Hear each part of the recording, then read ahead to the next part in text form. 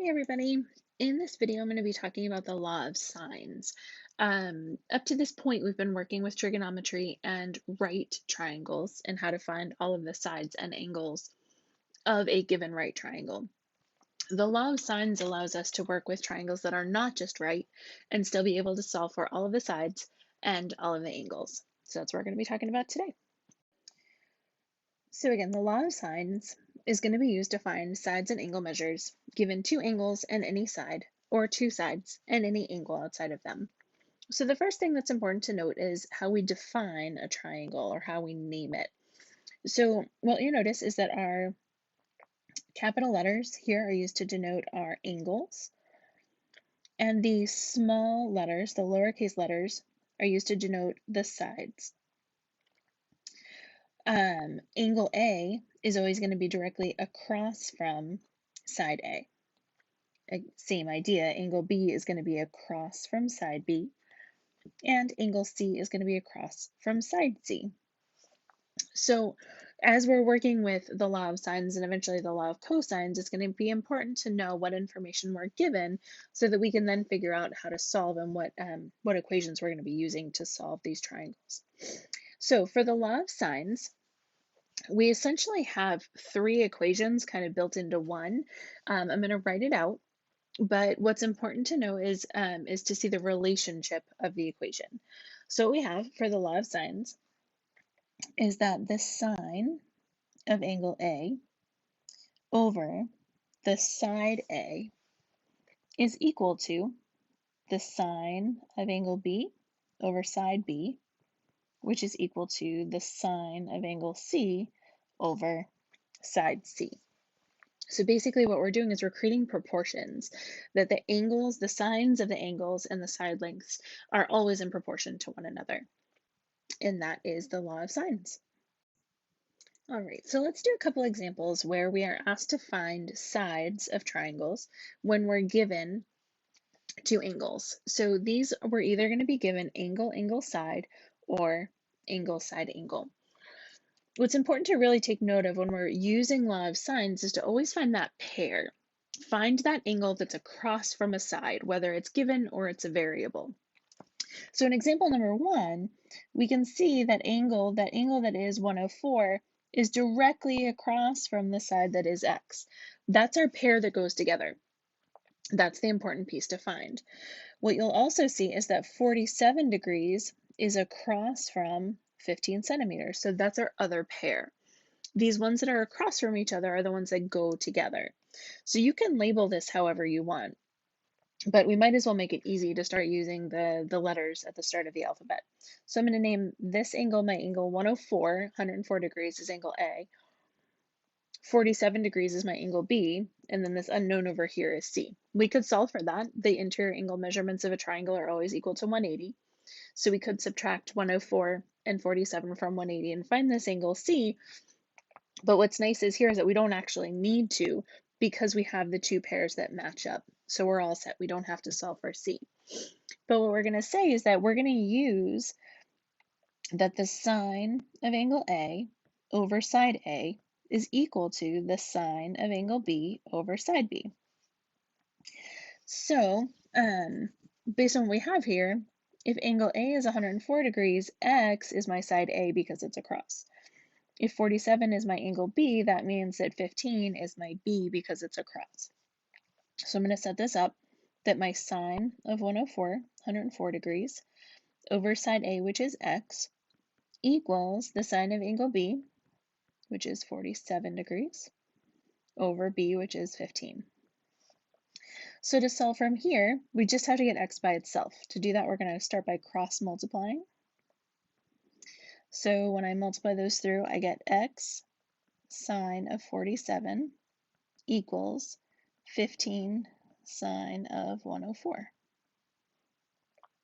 Divide both sides by the sine of 47 degrees. And when we put all of that in our calculator, we're going to get that X is equal to 19.9 centimeters. Now, to note, we set this up exactly the way the equation is given in the notes, that the angle goes on top of the side. But since we have two angles on either side of the equal sign here, we can actually flip these. We could have written this, that it was side A over sine of angle A equals B over sine of angle B. What that does is it has us have x in the numerator, which makes it a little bit easier to solve. It's not a big difference, but it saves you one step in that cross multiplying, because now from here, if we have x over the sine of 104 equals 15 over the sine of 47, we just have to multiply both sides by the sine of 104. And then we have our answer. So it does save one step in the cross multiplying, because we don't have to multiply and then divide. Whatever works for you. I'm probably going to continue to use it this way, use the law of sines in the way that makes it the easiest for me to solve. If I'm looking to solve for a side, I'm going to have my sides up in the numerators. If I'm looking to solve for an angle, I'm going to have the angles up in the numerators. As long as you flip both sides of the equal sign, you still have your equation, which is perfect. So again, your answer for number 1 is going to be that 19.9 centimeters. All right, so for number 2, similar problem, we're still looking to find this side length of x, but we're given slightly different information this time. So what I want to always do first is try to find that matching angle. So across from side x is my angle of 42 degrees. So there's my first pair that matches up. I'm actually going to call that 42-degree angle my angle A, just because that's what I have. Now, the part that's different here than was in number 1 is the side length that I have now, the other one, aside from side x, is this 28 feet. But 28 feet is not across from an angle that I know yet. The angle that I know is this 63 degrees, which is across from a side that I don't know. So those two pieces of information don't help me quite yet. What I need to be able to do is find this angle that is across from 28 feet, across from that side. Well, easy enough to do that. I've got 180 degrees total in a triangle. So if I subtract 63 and 42, let's put those together. So I've got 105. If I subtract 105 from 180, that gives me that this angle here is 75 degrees. So if I don't have the angle that I need, as long as I have two other angles, that's just fine. I can go through and solve. But I have to have the ones that match up, the ones that go together in this proportion that we're creating. So I'm going to call this 75 degrees my angle B. So again, I'm going to flip the fraction from the original equation because I'm solving for a side length. So I want my side length on the top. It's going to make it easier to solve for in the numerator. So I've got A over sine of A, as long as I flip both fractions, I'm good, equals B over the sine of B. So A is my x, side A is my x, over the sine of 42 degrees equals my B side is 28 over the sine of B, sine of 75 degrees. So to get x by itself, I'm going to multiply both sides by the sine of 42. It cancels on the left, and it's going to go up in the numerator on the right. So in my calculator, I'm going to multiply 28 times the sine of 42, and then divide that by the sine of 75 to give me 19.4 feet. Don't forget those labels. So now we've done two different examples, both when we have the two sides and two angles that we need, and one where we have to kind of find missing information. If you feel comfortable, go ahead and pause the video here, give numbers 3 and 4 a try, and then start the video back up. I'll talk through them quickly and see if you guys can get the right answer. Hopefully these all make sense to you, but if not, let me know. So I'm going to keep going on to number 3. 65 degrees is across from angle X. 92 degrees is across from 11 meters. So I'm good to go. I have the proportions that I need. Again, I'm solving for a side length. Let's call this A and this B. So A over sine of A equals B over sine of B. So side A is X. Sine of A is sine of 65. B is 11 over sine of 92. Just going to move it up to the top here. So x is going to be equal to 11 times the sine of 65 degrees divided by the sine of 92 degrees. When I solve that out, I'm going to find that x is equal to 10 meters. And last one for this slide. 32, I don't have that match. So that's a problem. We know we have to solve for that right away. 35 has my match of x. So what I'm actually going to solve for is this angle because I have this side that's given. So the easier piece to find is going to be this angle as opposed to this side. We'll be able to find that side later if we needed to. So I'm going to erase all this because I got you a little messy in here, sorry. So we said that we have 35 degrees and x, so those go together. What I need to find is this angle here to match up with 14. So to do that, I'm going to just subtract 32 and 35 from 180. When I do that, I find that this is 113 degrees. So I'm going to call this my angle A, this my angle B. I'm going to do the same thing. I'm going to start with those sides on the top. So I've got 14 over the sine of 113 equals x over the sine of 35. Multiply both sides by the sine of 35. So in my calculator, we're going to say that x is equal to 14 sine of 35 degrees over sine of 113 degrees. Plug that all in, hit enter, and we're going to find that x is equal to 8.7 yards. Now that we know the idea behind the law of sines and how we're going to use it, we can actually use it for an application problem. So this question states that a pilot begins a flight traveling 80 miles northwest. To avoid a storm, he makes a turn, then returns to his original location. A diagram of his flight course is shown right here. I've got a nice little diagram for you. And we're supposed to find the total distance of the flight. So if we're supposed to find the total distance, what we're looking for is all of the sides. We're going to add all of those, the length of his trip here and here and here together, and that's going to give us the total distance that he traveled on his flight. So we're going to actually use the law of sines to find that, but what we need to do first is go in and find out what information we have and what we might be missing.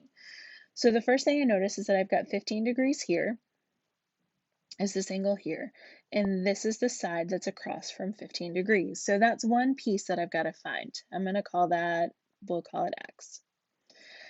The other piece that I have is this 108 degrees right here, and the side that goes across from 108 degrees is over here, and again, that's another piece of information I don't know, so I'm going to call that y. Then I've got this 80-mile side here, which goes with this angle that I don't yet know, but is my easy one to find out. So I've got three unknowns, three pieces of information that I don't know, but I also have three pieces of information that I do know. So that's what I'm going to start out by finding, is kind of filling in those blanks of what I don't know with what I do know. The easiest one to find first is that angle measurement.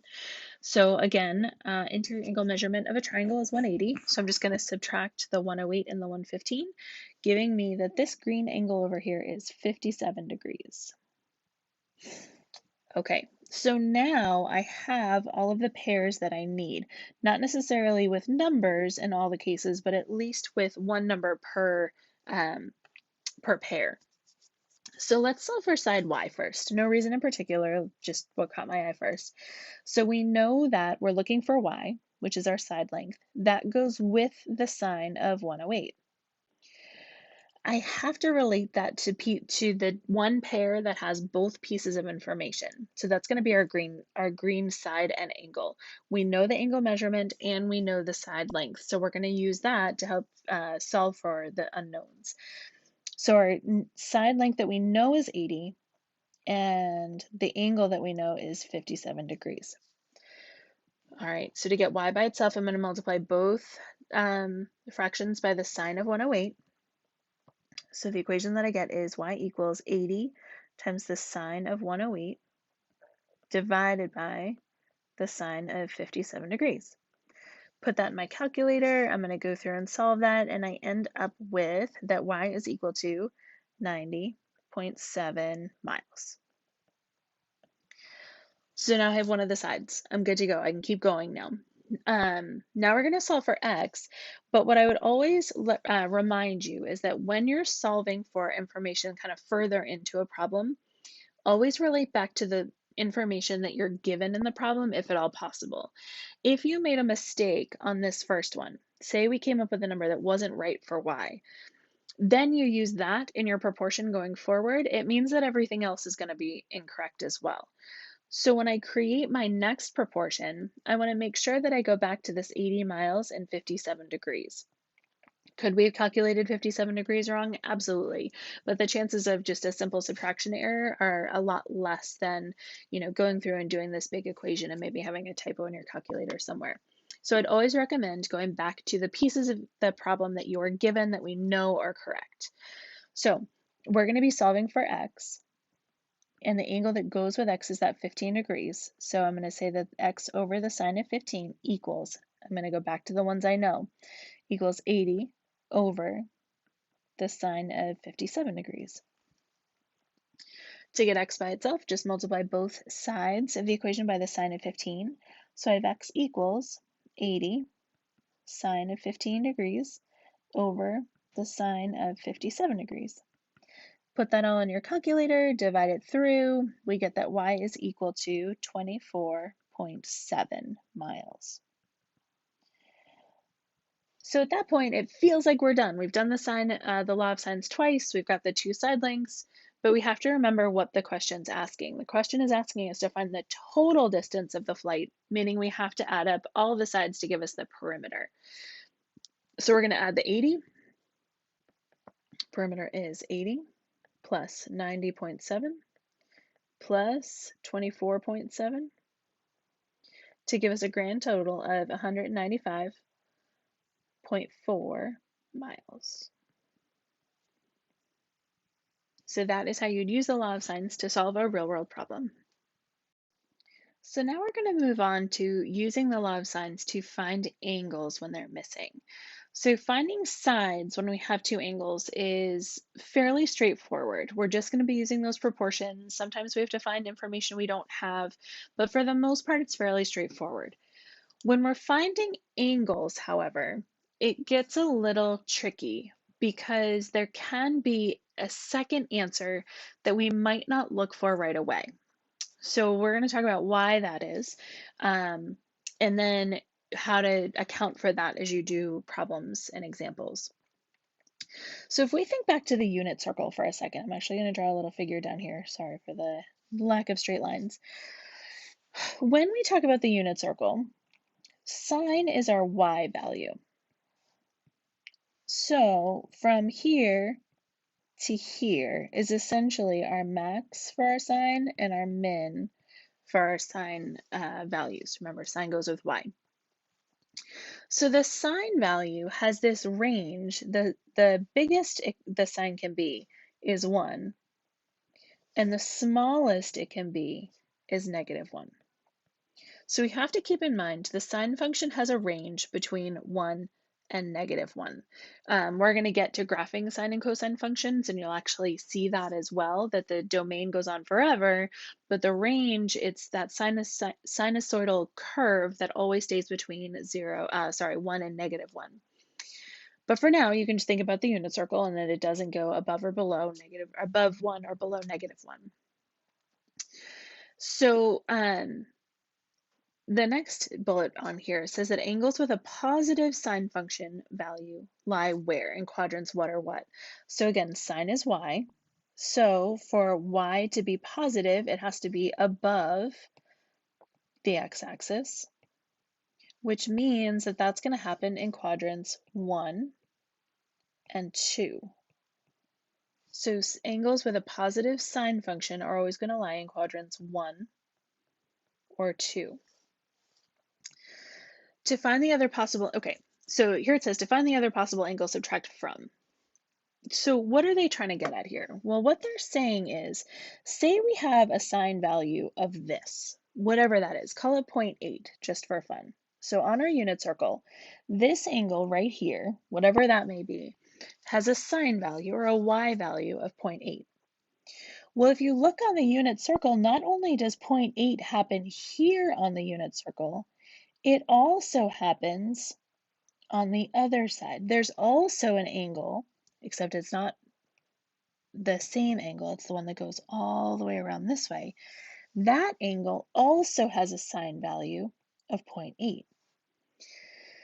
So any angle that we find is going to have any sine value that we find is actually going to be applicable for two different angles. So this is what's called this ambiguous case, that often if we find a sine value of an angle, that same sine value is going to happen for another angle because it also happens up again, not just in quadrant 1, but also in quadrant 2. So if we think about what reference angles are, if this angle here in quadrant 1 has a sine value of 0.8, that means that this angle is actually the same as this angle. Remember reference angles. So if we wanted to find what the full angle from our initial ray here, if we wanted to find what this full angle is, all we have to do is subtract the reference angle, subtract our initial angle that we found from 180. If we have our full 180 here and we subtract this reference angle, what's going to be left is this bigger angle that shows up with that same sine value in quadrant 2. So in order for us to find the other possible angle, we're going to either subtract from 180 degrees, 180, or pi, depending on if we're dealing with degrees or radians. Okay. So another thing to remember, another thing to note is that the sum of the angle measures in a triangle is always 180 degrees. So if we're thinking about it, it doesn't make any sense for a triangle to have two obtuse angles. Okay, we can only have one angle greater than 90 in a triangle. If we had more than one, the interior angle measurement would end up being more than 180, so that's not possible. So these are our rules that we have to keep in mind when we're finding angles using the law of sines, because we always have to take into account that there might be more than one way to draw this triangle. There might be two angles that would allow this same triangle to be drawn. So we're going to do some examples and you'll get to see what that means and how that makes sense. So let's jump into a couple examples. I think it'll make everything be a little more clear if you actually see it in practice. So here it says that information about triangle ABC is given below. Check your answers and give all possibilities. So here's the thing with these is that it's not always going to give you the triangle. If it does, then you can kind of make some deductive reasoning as to what angle measurements might be. But since we're having to draw it ourselves, we have to make some assumptions and then see if we're right. So let's start by saying, so I always start with a flat line on the bottom. I think that's helpful. 60 degrees is about here. This is angle A, so this is my 60-degree angle. Let's see, we're going to come down this way. B and C. So side AB is 30, and then side BC is 27. We're looking to find this angle C here. So the triangle we've drawn right now is a guess. It's definitely not to scale. This kind of looks like an equilateral triangle, but it's approximate. So what we're going to do now is use the law of sines to try to figure out what our missing angle is. So C is across from 30, which is great. We've got our first pair that we need to know. And then 60 is across from 27. So we've got our two pairs. We don't have to solve for anything, which is great. We just have to be able to go in and use that law of sines to find what we're looking for. So let's start by setting up our equation. We're looking for an angle measurement. So I'm going to say that the sine of C goes with 30 is equal to the sine of 60 degrees over 27. So to get sine of C, or just C by itself, we're going to multiply both sides by 30. So I'm going to find that the sine of C is equal to 30 sine of 60 degrees over 27. Now, what we're eventually going to be doing is we're going to be using that inverse sine button on your calculator, that second sign. But what I want you guys to do first is actually plug this into your calculator, this 30 times the sine of 60 over 27. What's important to remember is that angles can only have a sine value between -1 and 1.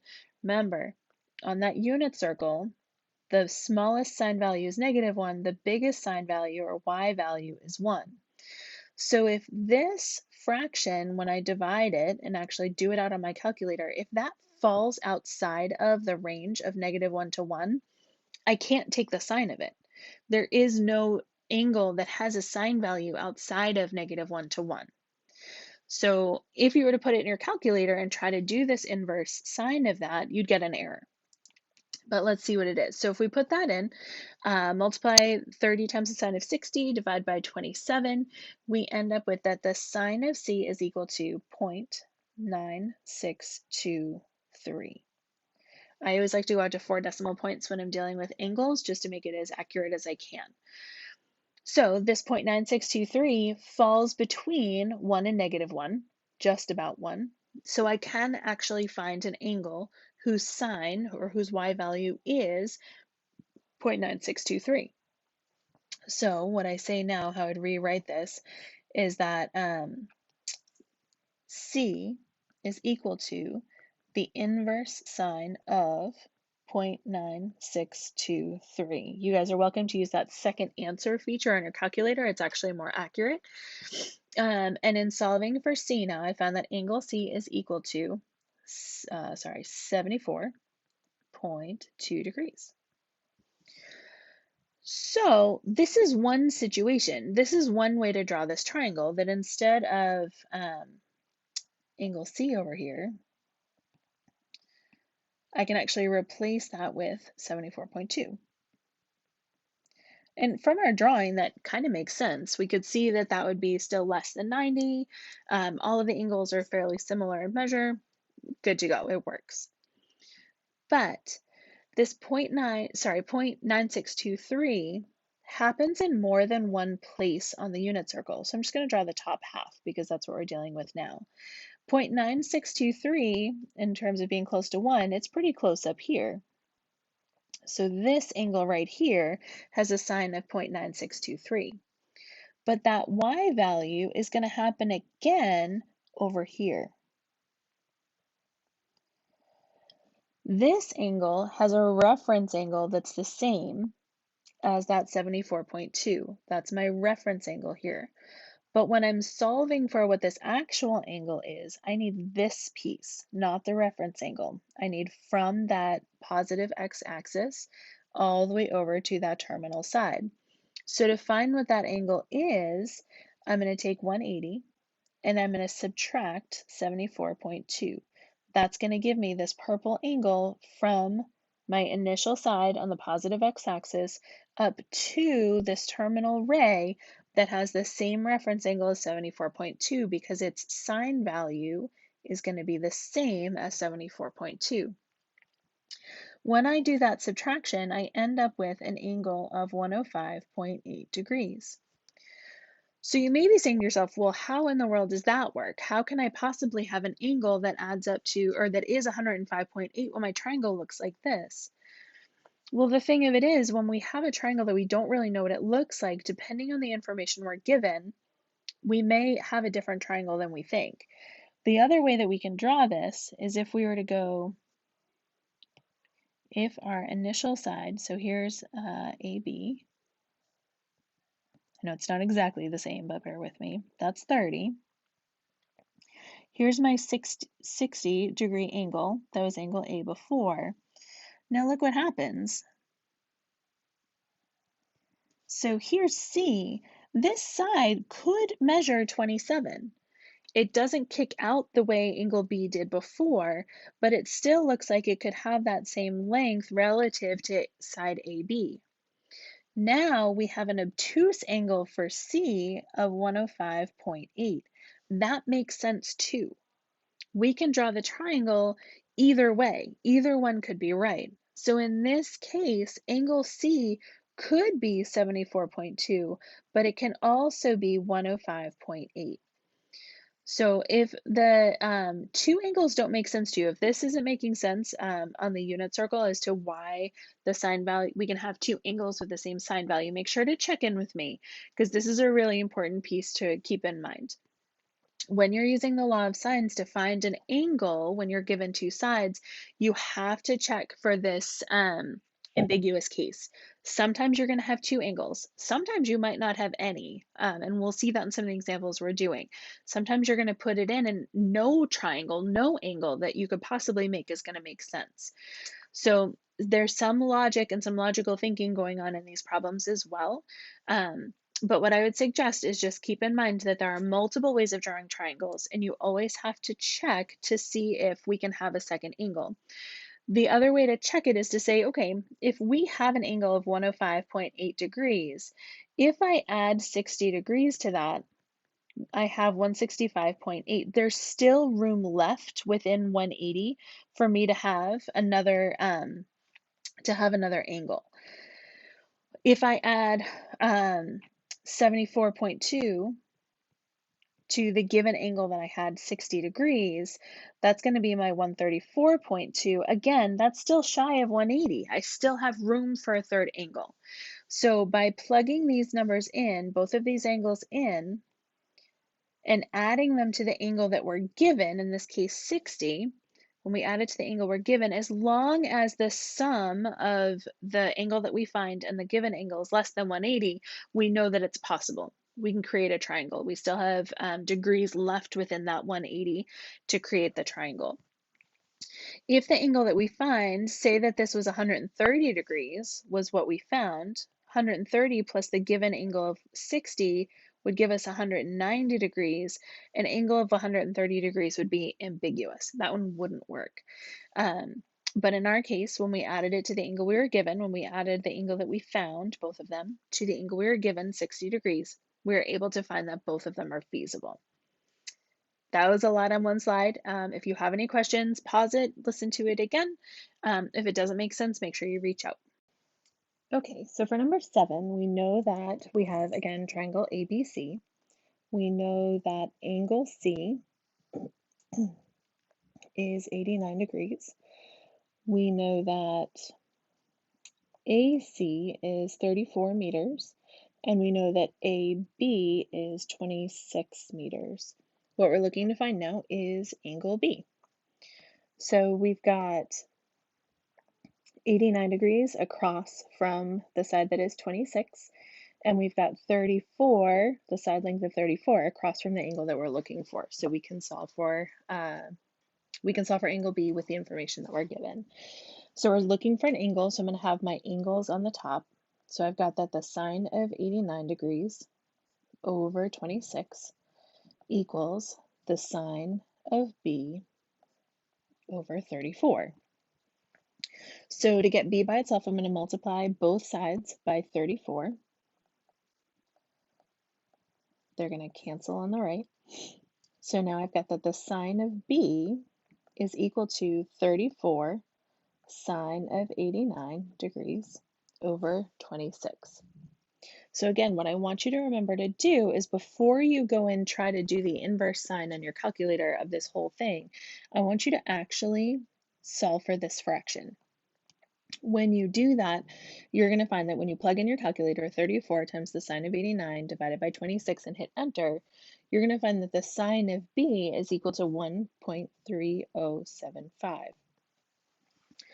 Hopefully, alarm bells are going off in your head because remember, we can't have an angle whose sine is outside the range of -1 to 1. And in this case, 1.0375 is larger than 1. So there is no angle whose sine is this number. It doesn't exist. Right away, without going any further, we know that the answer to this is no solution.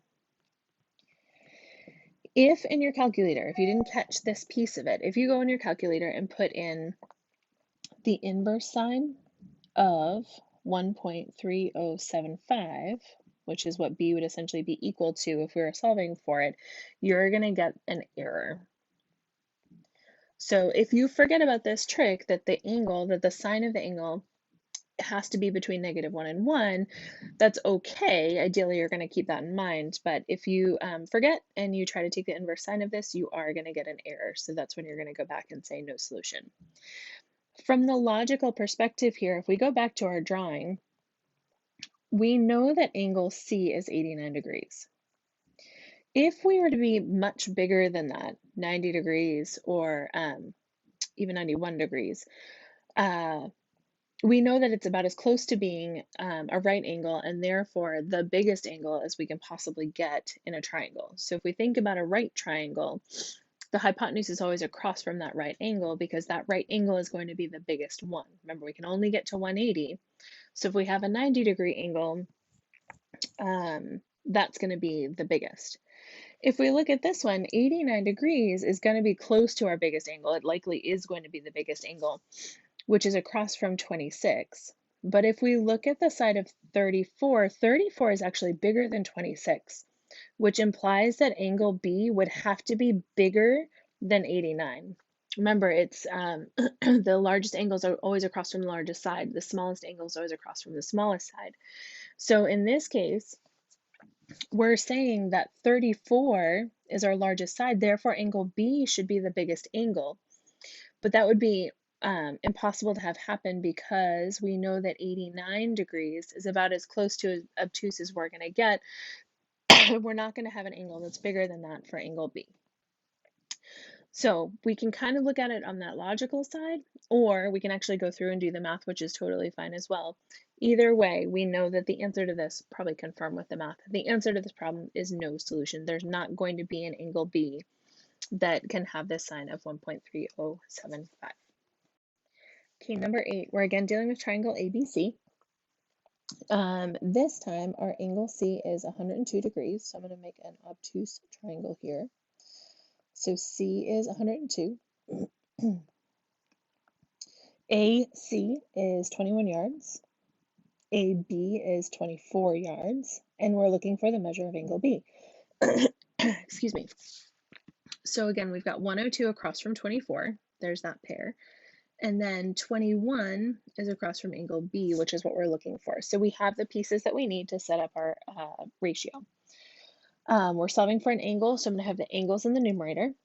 So I have the sine of 102 degrees over 24 equals the sine of B over 21. I'm going to multiply both sides by 21 to get the sine of B by itself. So when I go through, sine of B is equal to 21 times the sine of 102 degrees divided by 24.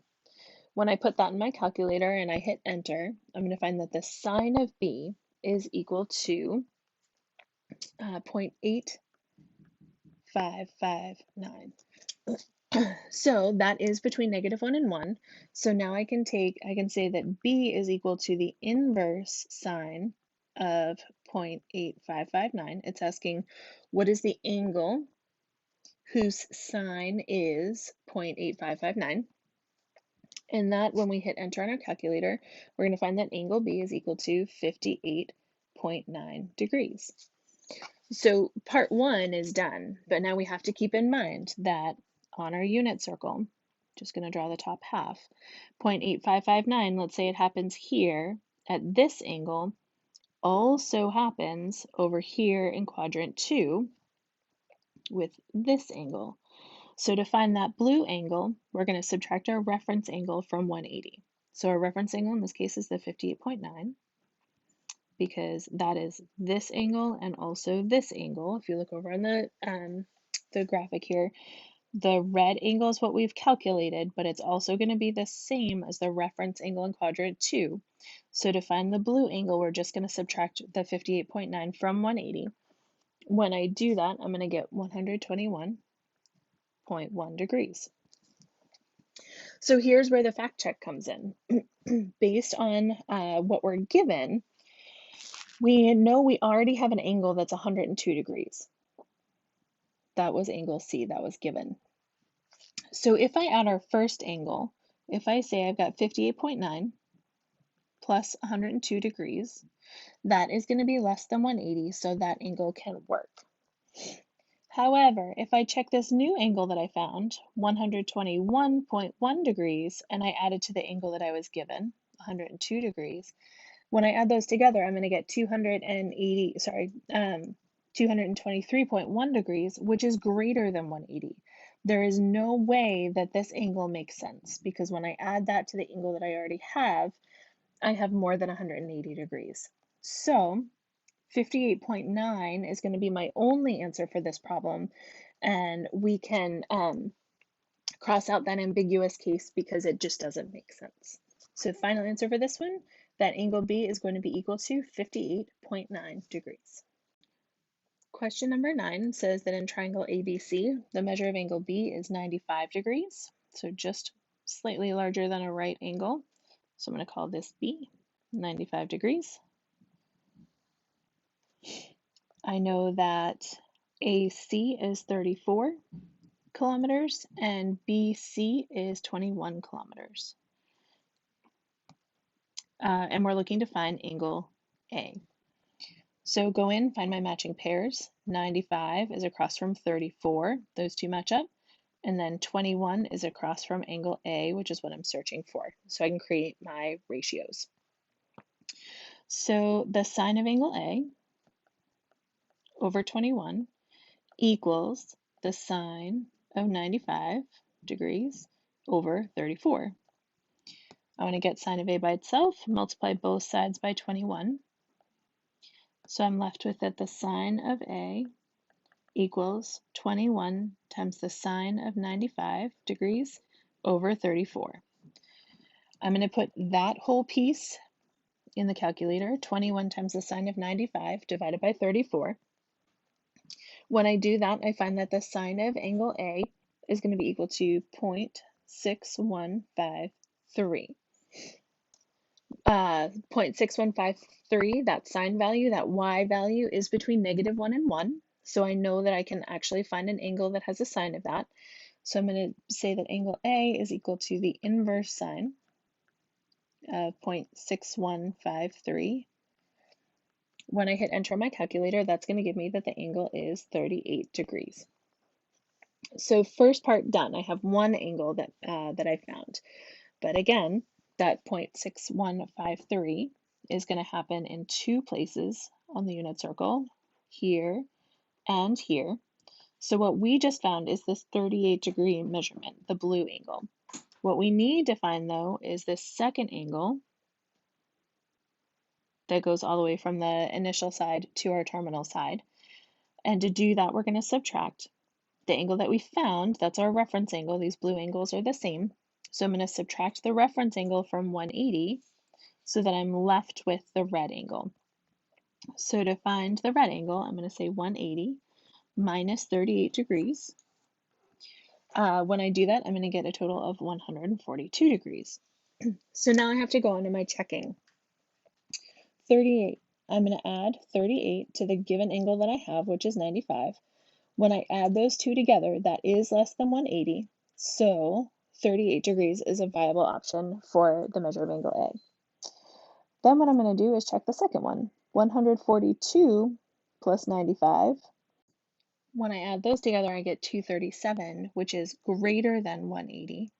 So we know that that triangle is not possible. 142 degrees cannot be angle A because then angle A and angle B together add up to more than 180, which is more than all three angles would add up to. So we can say that 142 does not work. That's our ambiguous case. And our final answer for this problem is 38 degrees. So for number 10, we've got that the measure of angle C is 30 degrees. So we'll call this C, A, and B. This is going to be 30 degrees. AC is going to be 29 centimeters, and AB is going to be 28 centimeters. We're looking to find angle B. So 30 degrees is going to go with 28, and 29 is our side length. We'll go with angle B. Those are the ones that are across from one another. So to go ahead and get started on this, we're looking for the angle. So I'm going to say that the sine of B goes with 29 over 29 equals the sine of 30 degrees over 28. I want to get sine of b by itself, so I'm going to multiply both sides by 29, leaving me with that the sine of b is equal to 29 times the sine of 30 degrees divided by 28. Again, make sure you solve for this first. When we put that in our calculator, 29 times the sine of 30 divided by 28, you're going to end up with that the sine of b is equal to 0.5179. So that is between our -1 and 1 range. So I can say that angle B is going to be equal to the inverse sine of 0.5179. And when I do that, I find that that angle measurement is 31.2 degrees. So if we consider our unit circle here, 31.2 degrees is going to be about here. So that sine value of 0.5179, that y value, happens here in quadrant 1, but it also happens again over here in quadrant 2. So this is my 31.2 degrees, which is going to have, it's going to be the same, that's my reference angle for this second terminal side that goes all the way around. So to solve for the red angle, I'm going to take 180 degrees and I'm going to subtract that reference angle of 31.2 degrees. When I do that, I get 148.8 degrees. So the two angles that I have to see if are viable are the 31.2 and the 148.8. So the other angle that I have from the original problem is the 30 degrees. So I'm going to add 31.2 plus 30, which is less than 180, so that works. Then I'm going to take the second angle that I found, 148.8, plus my 30 from the original problem. When I add those together, I get 178.8, which is also less than 180. So both of these angles are actually possible, and I could write these, I could draw this triangle in two different ways. That doesn't really matter. The part that's important is that we have our two answers of 31.2 and 148.8. Number 11 is our last example for this video. So again, triangle ABC, we have that the measure of angle B is 125 degrees. So it's a nice obtuse angle here. Angle B is 125 degrees. We'll call this A and we'll call this C. So we know that the measure of angle B is 125, BC has a length of 24, and AC has a length of 21. We're looking to find the measure of angle C. So the first thing that I want you guys to do is to find the sides that match up. So 125 is going to go with 21, 125 degrees will go with the side length of 21. Then the side length we have here of 24 actually goes with angle A. Now, angle A is not the question it's asking us to find, but this is the kind of problem where we have to go with what we have, and then we'll fill in the blanks after. So we're specifically looking to solve for angle C, but what we're going to have to do, since we're not given side AB that goes with angle C, we're going to have to find angle A, and then add 125 and angle A together, subtract from 180, and that'll give us angle C. So this is kind of a two-step problem. This is why going in and finding those sides and angles that match up is really important, because if you didn't do that, you might have gone in and said, okay, and 24 goes with the sine of angle C, but really those sides don't match up. So now that we found out what we're doing, I'm going to put together our new equation. So again, we're solving for angle A first in the hopes of then finding angle C. So I'm going to say that the sine of angle A goes with the side length of 24 is equal to the sine of angle B, which is 125 degrees, goes with the side length of 21. I need to get A by itself, so I'm going to multiply both sides by 24. And then I'm going to say that the sine of angle A is equal to 24 times the sine of 125 degrees divided by 21. When I go through and I solve that, I'm going to find that the sine of A is equal to 0.9362. That's between -1 and 1, so I'm good to go. I'm going to find angle A by taking the inverse sine of 0.9362 2.62. All right, so I'm going to put that in my calculator, hit enter, and I'm going to find that A is equal to 69.4 degrees. So again, looking back on our unit circle, 0.9362 is going to happen here-ish, sorry for the lack of straight lines, and here-ish. So this is my 69.4 degree angle, which is going to be the same reference angle over here. What I'm looking for though is this red angle from my initial side to that second quadrant sine value. So I'm going to subtract from 180. 180 minus 69.4 gives me 110.6 degrees. So these are the two angles that I have to check. All I need to do is add them to the angle that I'm given and make sure that they're under 180 degrees. So the angle I'm given is the 125. I'm going to start with the first angle I found. 125 plus 69.4 doesn't work. The first angle we found, it's never been this case so far, but right away off the bat, the 69.4, if I add that to 125, that's already greater than 180. 69.4 does not work as an answer. Once we know that the 110.6 is bigger, so we know that that's not going to work either, but we'll write it out. 125 plus 110.6 is also greater than 180, which means that that angle also doesn't work. So for this problem, our final answer is no solution. Again, logically speaking, if we go back and look at the triangle, 125 has to be the biggest angle. It's obtuse, it's the only one that can be obtuse, so we know that that's our largest one. And right away, if we look, that's across from the side length that's 21, but BC is 24. That number is bigger. So if we kind of go back and tease through that triangle a little bit, we can see that what's given, the information that's given, doesn't make sense either. So by finding these angles and finding that they don't make sense, that they don't work, that they're ambiguous, we're finding that it makes sense with the information that we're given at the start of the problem. So that is it for this video. Please make sure to reach out if you have any other questions on these, and I hope you found it helpful.